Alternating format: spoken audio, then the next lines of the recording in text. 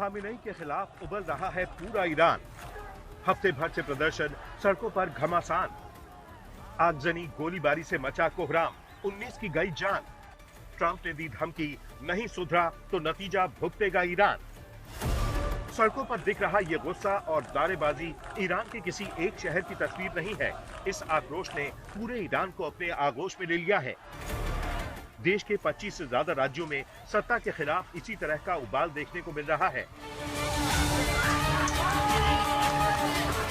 करीब हफ्ते भर पहले शुरू हुए इस आंदोलन को कुचलने के लिए सुरक्षा बलों ने लाठीचार्ज से लेकर गोलीबारी और प्रदर्शनकारियों को हिरासत में लेने तक की सारी कोशिशें कर ली, लेकिन दिन ब दिन यह आंदोलन बढ़ता ही जा रहा है और खामेनेई की मुश्किलें बढ़ती जा रही हैं। जगह जगह आगजनी देखने को मिल रही है, कारें जल रही हैं, इमारतें जल रही हैं। प्रदर्शनकारियों पर गोलीबारी अब आम बात हो चुकी है। आर्थिक मोर्चे से लेकर सुरक्षा मोर्चे तक पर ईरान की नाकामी लोगों को परेशान कर रही है। ईरान में महंगाई इस कदर बढ़ रही है कि चीजों के दाम आसमान छूने लगे हैं। उसकी करेंसी की कीमत लगातार गिरती जा रही है। जानकारों का दावा है कि ईरानी मुद्रा की इतनी बदहाली कभी नहीं हुई।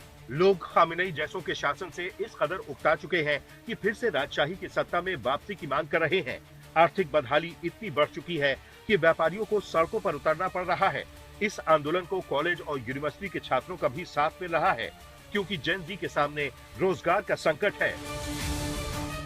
सड़कों पर उतरकर अपनी आवाज उठाने वालों पर इतनी सख्ती बरती जा रही है कि मौत का आंकड़ा लगातार बढ़ता जा रहा है। इससे नाराज अमेरिका के राष्ट्रपति ट्रंप ने ईरान को धमकी दे डाली है कि अगर प्रदर्शनकारियों पर जुल्म जारी रहा तो ईरान अमेरिका का हमला झेलने के लिए तैयार रहे।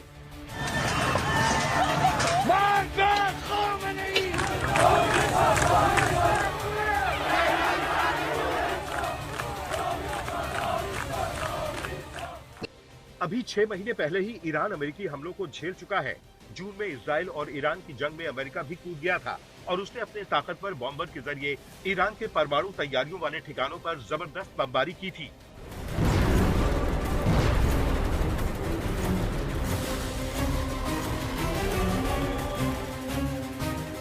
अब जब पूरे ईरान में लाखों लोगों का हुजूम खामेनेई के खिलाफ अपनी आवाज बुलंद कर रहा है, तो ट्रंप के समर्थन ने उनके हौसलों को बुलंदियों पर पहुंचा दिया है।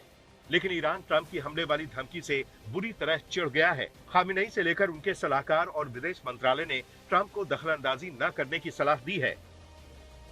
खामेनेई ने सोशल मीडिया पर लिखा कि जिन लोगों का तर्क था कि देश की समस्याओं का समाधान अमेरिका के साथ बातचीत में है, उन्होंने नतीजे देख लिए हैं। ईरान और अमेरिका के बीच बातचीत के दौरान अमेरिकी सरकार पर्दे के पीछे से जंग की योजना बनाने में मशगूल थी।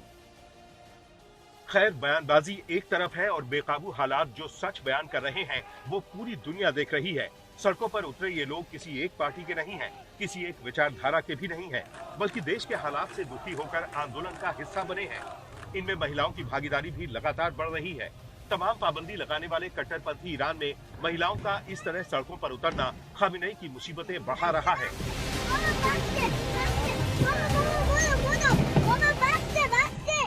ईरान में मौजूदा प्रदर्शन 2022 के बाद सबसे बड़े माने जा रहे हैं।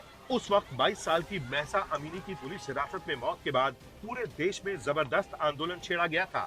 अब महंगाई की वजह से 28 दिसंबर को तेहरान से शुरू हुआ दुकानदारों का प्रदर्शन देशव्यापी आंदोलन में तब्दील हो गया है।